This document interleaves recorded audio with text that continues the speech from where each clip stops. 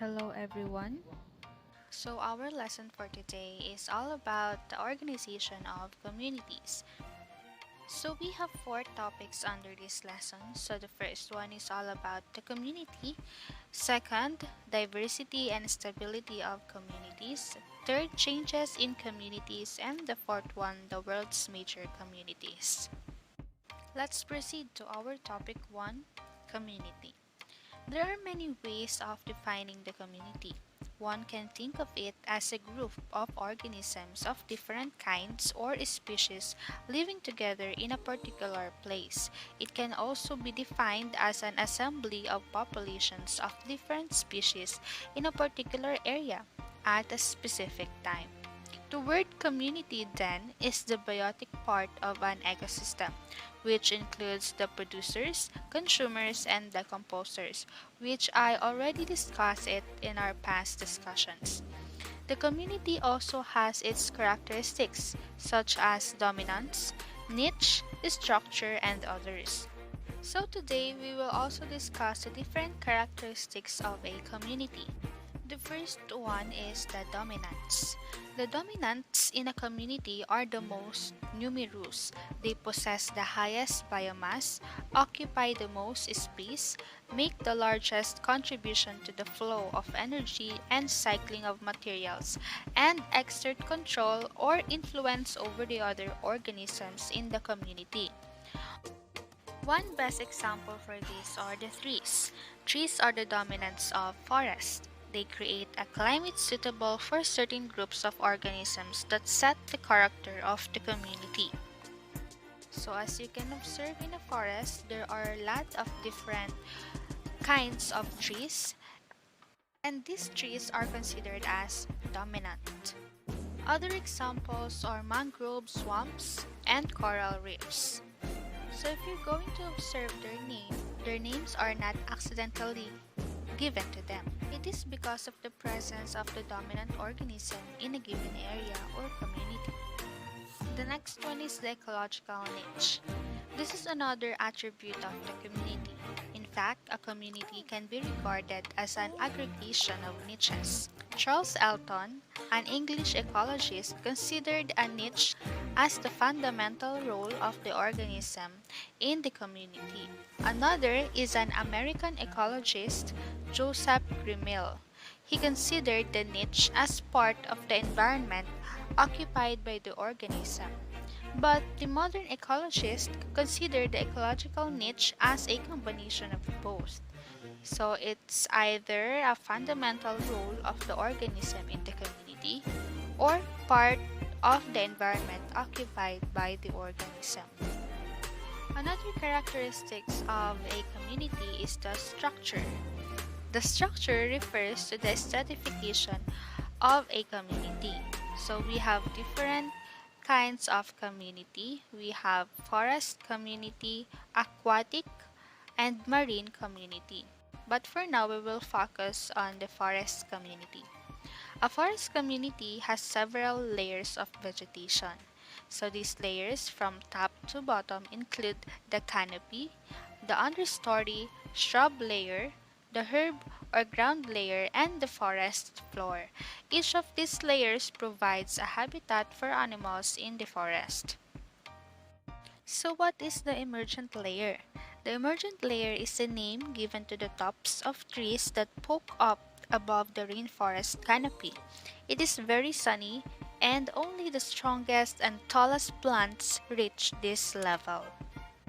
The next layer is the canopy layer. So the layer of a tropical rainforest where plants form an umbrella type of overhang that rises high above the ground is called the canopy layer. What makes up most of the canopy layer is a tangled mix of vegetation including branches, vines, and trees of different sizes. The understory layer is the next layer below the canopy layer. The understory is the underlying layer of vegetation in a forest or wooded area, especially the trees and shrubs growing between the forest canopy and the forest floor. Plants in the understory comprise an assortment of seedlings and saplings of canopy trees together with specialist understory shrubs and herbs. The shrub layer is mainly made out of bushes. It contains most of the rainforest orchids because the orchids use water from the forest floor, vegetation from the understory, and sunlight that is reflected from the canopy layer leaves. So many insects live in the shrub layer, such as scorpions, beetles, and tarantulas. The last layer of the forest community is the ground layer. This is the lowest layer of a plant community, comprising especially mosses, lichens, and fungi, together with low-growing herb species which often have trailing stems or rosette forms. Another is the aquatic ecosystems or aquatic community. So like the forest community, aquatic community has its own layers. So aquatic ecosystems like the lakes and oceans also have their structures. In both ecosystems, stratification is determined by the degree of light penetration, temperature, and oxygen supply. So as you can see at the picture, you'll find the littoral zone, limnatic zone, and the profundal zone. So we will discuss each of these strata. So we call this as strata. First is the littoral zone. This receives the greatest amount of light with abundant producers like water lilies and algae and consumers like snails, insects, and fish. This is the shallow water around the shore occupied by rooted vegetation. The next one is the limnatic zone. This is the top layer through which light can penetrate and which supports a large population of phytoplanktons and zooplanktons. Another information about phytoplankton and zooplankton. Phytoplankton is a group of free-floating microalgae that drifts with the water current and forms an important part of the ocean, sea, and freshwater ecosystems, and they cannot be seen through our naked eye. The last layer of aquatic ecosystem is the profundal zone. This is the deep and dark bottom region populated by the insect larvae, worms, crustaceans, and decomposers.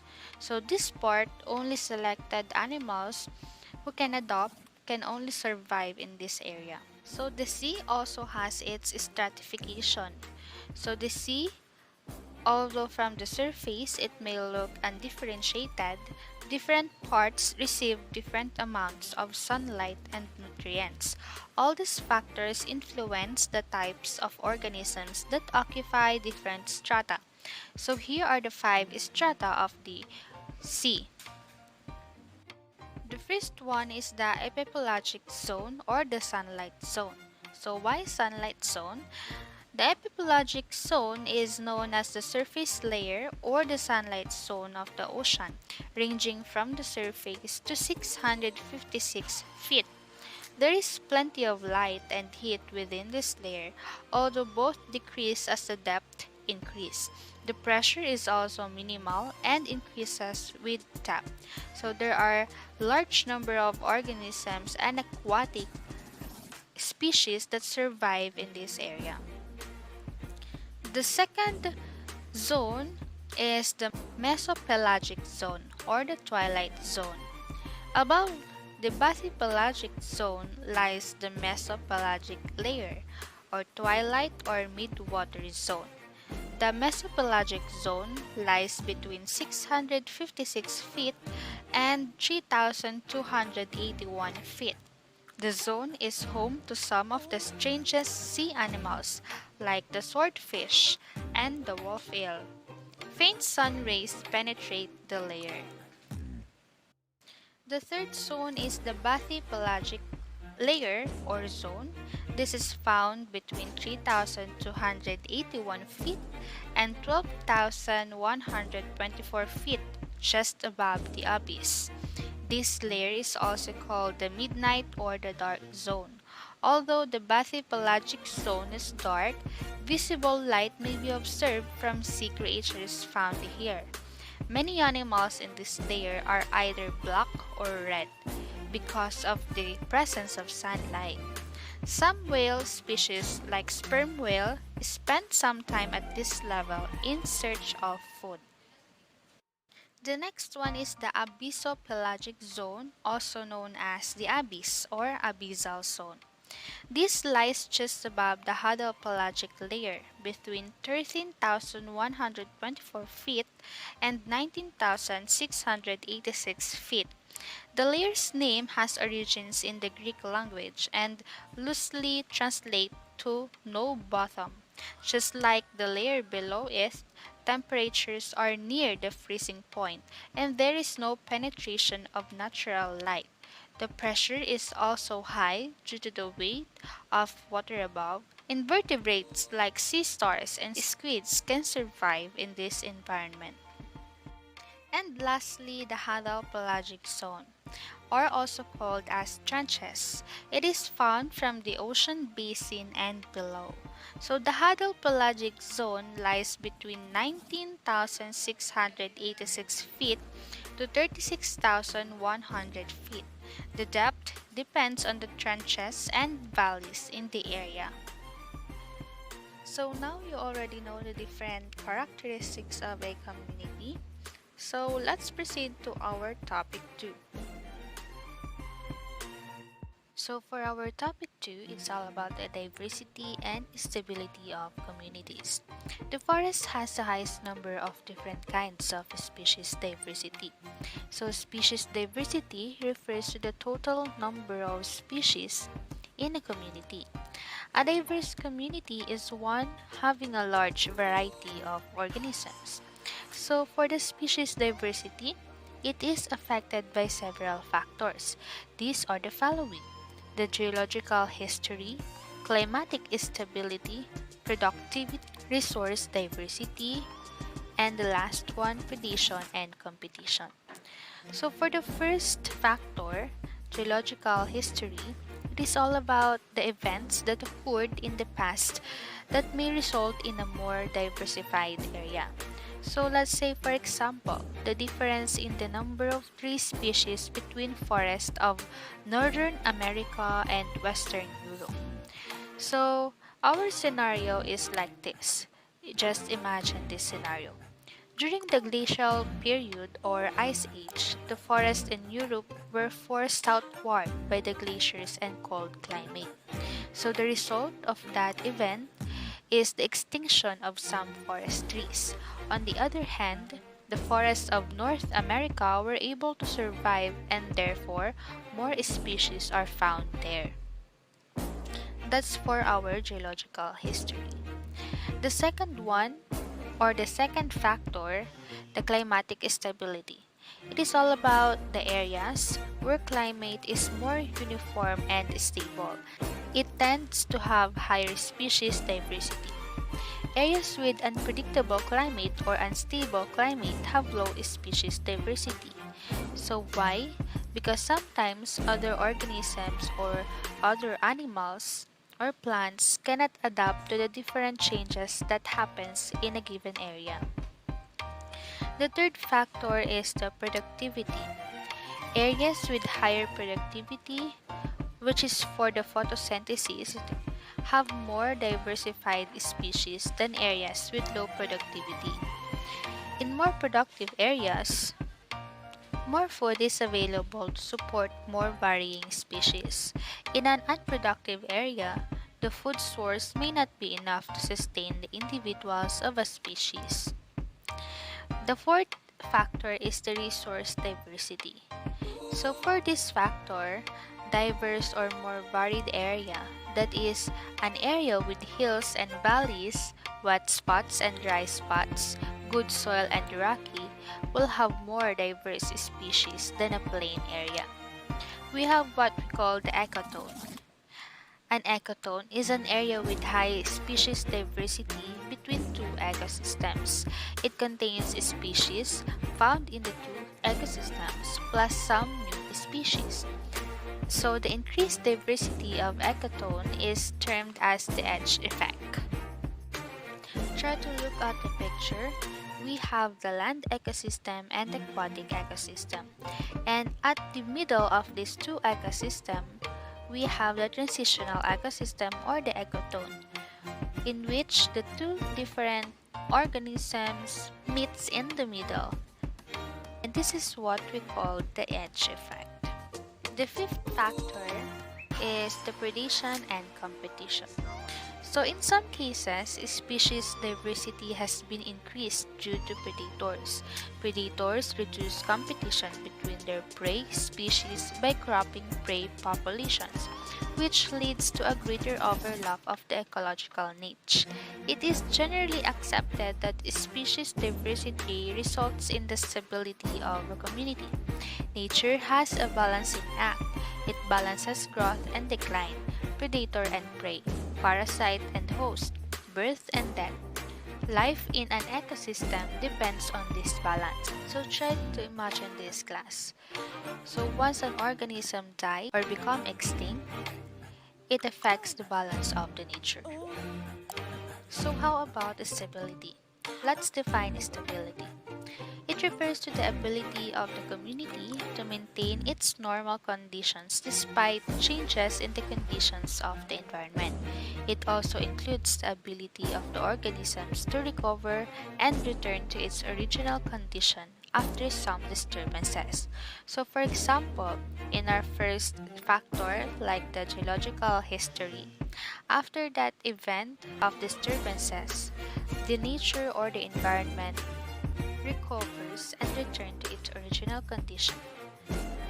When is an ecosystem stable? So, when the number of species is more or less constant, the same species are present, and the population size or the number of individuals of each species is approximately the same. That's when an environment or an ecosystem is stable. Stability also includes the ability of the ecosystem to resist change and to hold fast despite the disturbances. There are two features of stability, and these are the resistance stability and resilience stability. So let's find the difference between the two. Resistance stability includes the ability of the ecosystem to resist change, to hold fast despite the disturbances. And resilience stability is all about the ability to retain to its original condition after a disturbance. Both resistance and resilience stability can occur at the community, population, and individual level. An ecosystem can have a high resistance to disturbance but low resilience, and vice versa. Low resistance can sometimes be advantageous, such as in ecosystems that rely on natural disturbances to temporarily change their conditions in order to remain stable over the long term. An example for this is the sand pine scrub forest. They have low resistance to fires due to their thin bark and the ecosystem's dry conditions.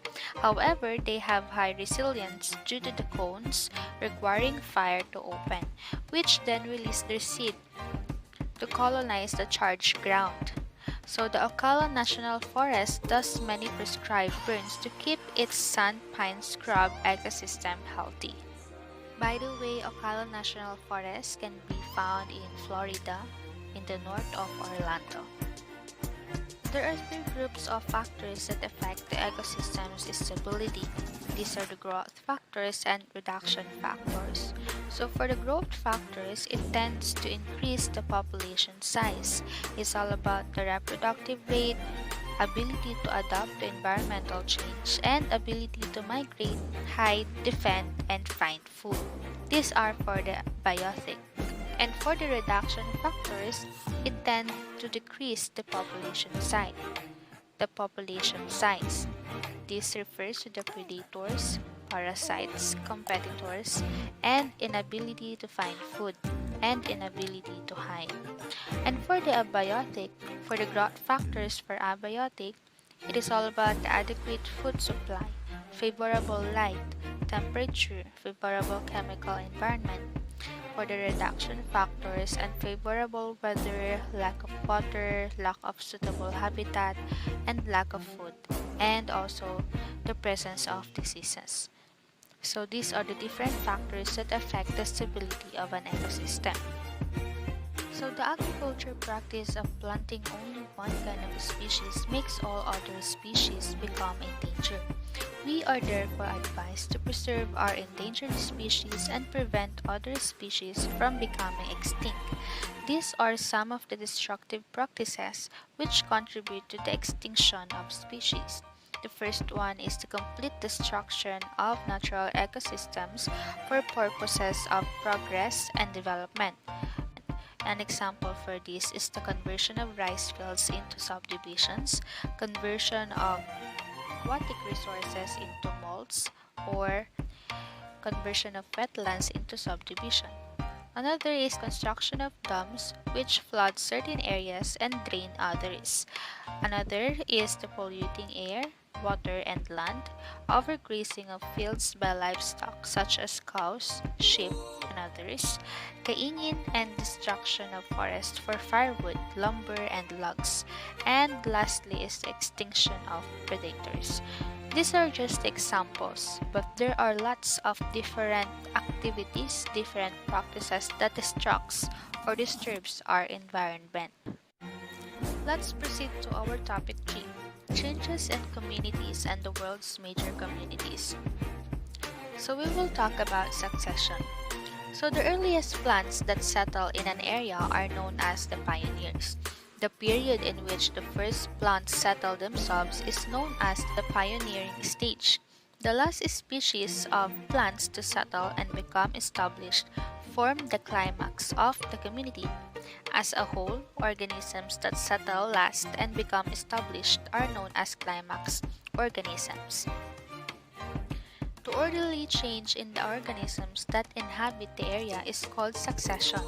There are two main types of succession, the primary succession and the secondary succession. So let's identify the difference of these two.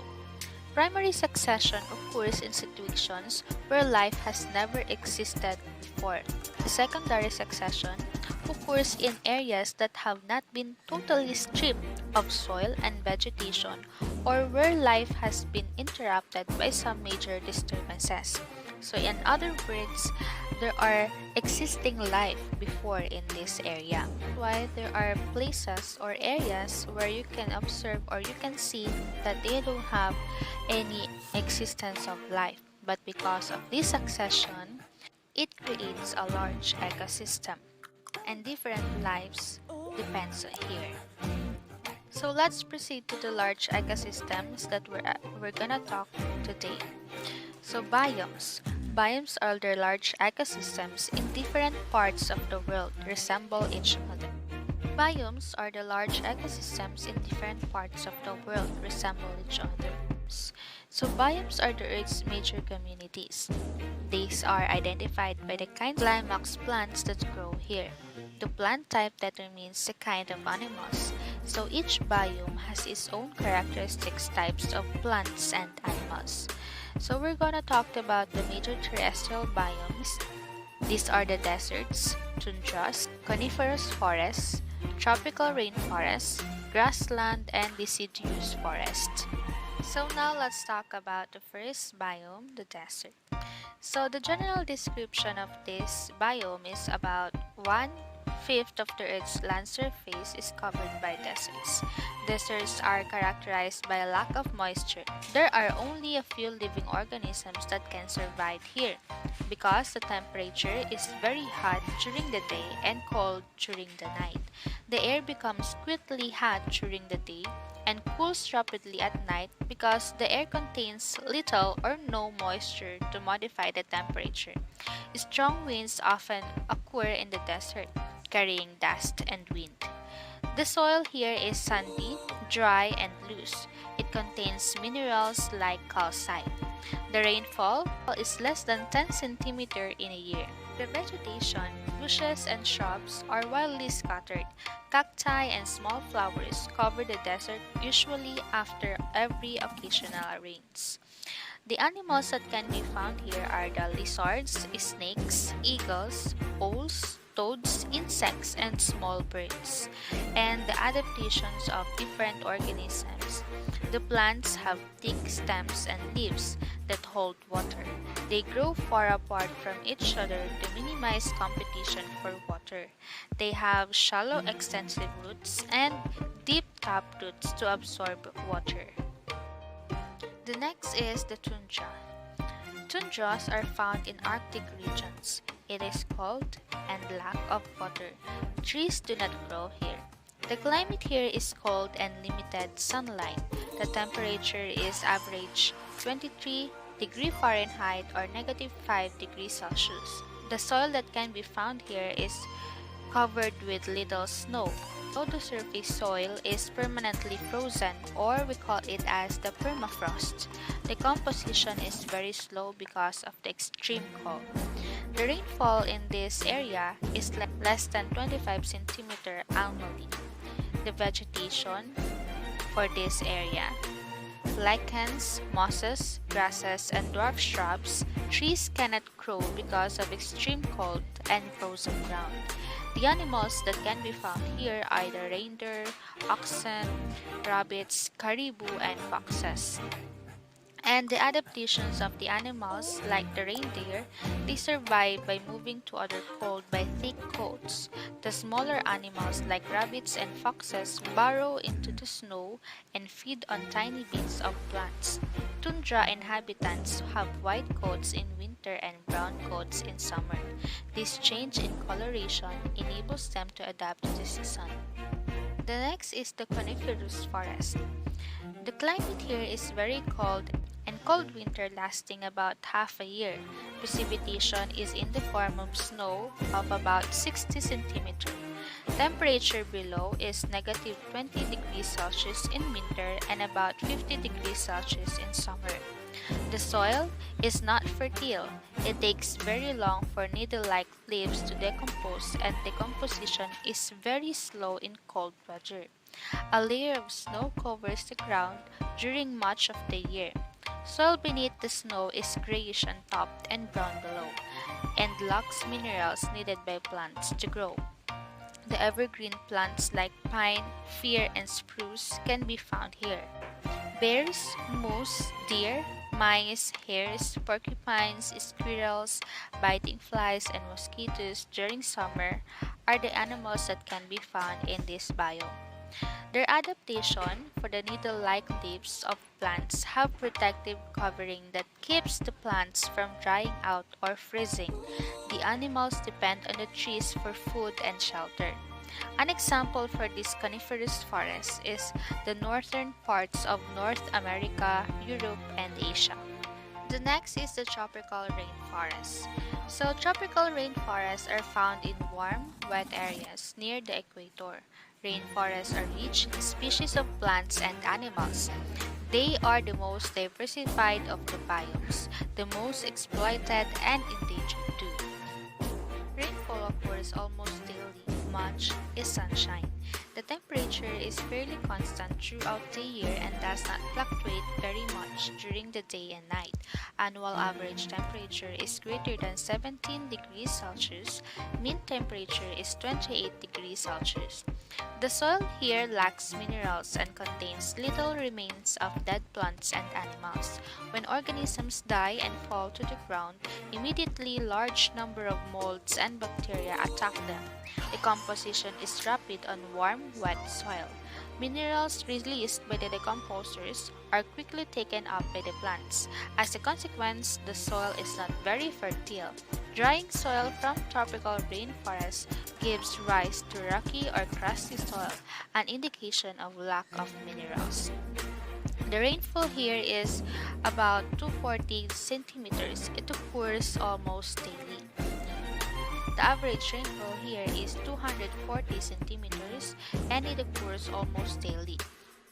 Numerous species of trees grow to about 50 to 60 meters tall. Some have broad and leathery limbs. The shorter trees branch wildly at the top, forming a canopy layer. The canopy prevents much sunlight from reaching the ground. So, So orchids grow in tree branches and trunks. Vines cling on the branches of trees. The animals here are the monkeys and other mammals reside at the canopy layers. Other animals present are snakes, lizards, frogs, and numerous insects. Amphibians, reptiles, and birds are abundant. Adaptations, broad and leathery leaves absorb more sunlight for photosynthesis. The orchids growing in trunks and branches take in moisture from humid air. An example of the tropical rainforests are the Southeast Asia, like the Philippine forest, Northern South America, Central America, Northwest coastal Australia, and various islands in the Indian and Pacific Oceans. The next one is the grassland. Grassland occurs in all continents. They are called by different names: plains or prairies in North America, pampas in Argentina, and steppes in Soviet Union and veld in South Africa. The climate here is seasonal, between that of a desert and a forest, not as dry as a desert but drier than a forest. Temperature here is moderate to hot summers, cold winter with sub-freezing temperatures, usually ranging from hot to cold, distinct seasons of the year. The rainfall is 40 to 80 centimeters per year. So the vegetation here are the short grasses growing in dry grassland areas, tall grasses growing in wetter areas. Sunflowers are sometimes found. Grasslands do not have adequate water to support trees. Hence, trees are scarce and grow along the streams of grasslands. Mostly, the animals here are mostly herbivores and rodents. Dogs, snakes, and chickens are also found here. Their adaptations are eating grasses and roots and burrow in soil as their homes. Other animals feed on herbivores. And lastly, the deciduous forest, or we can also call it as the temperate forest. So this deciduous forest is a low-growing seasons of 4 to 6 months. Natural predators like foxes are largely eliminated due to hunting and destruction of habitats. Changes in the color of the leaves occur before they fall. Green leaves turn to yellow and red. Their climate is seasonal. The temperature here is below freezing point during winter but not below 12 degrees Celsius. The soil here is rich and grayish to brown in color with plenty of decomposing leaves and organic matter. The rainfall here is 75 to 100 centimeters annually. Trees shed their leaves on the floor during fall and grow them again in spring. Lichens, mosses, and shrubs also grow. The animals that can be found here are the mice, rodents, deer, rabbits, squirrels, birds, hawks, snakes, frogs, and salamanders. They are abundant here. Bacteria and other microorganisms abound in the soil. The adaptations of animals during the cold months is to hibernate. They migrate or become inactive. The falling of leaves prevent loss of water. Example for this is the deciduous forest of countries where there are 4 seasons. So now you already know the different biomes that we have in our ecosystem. So thank you for listening.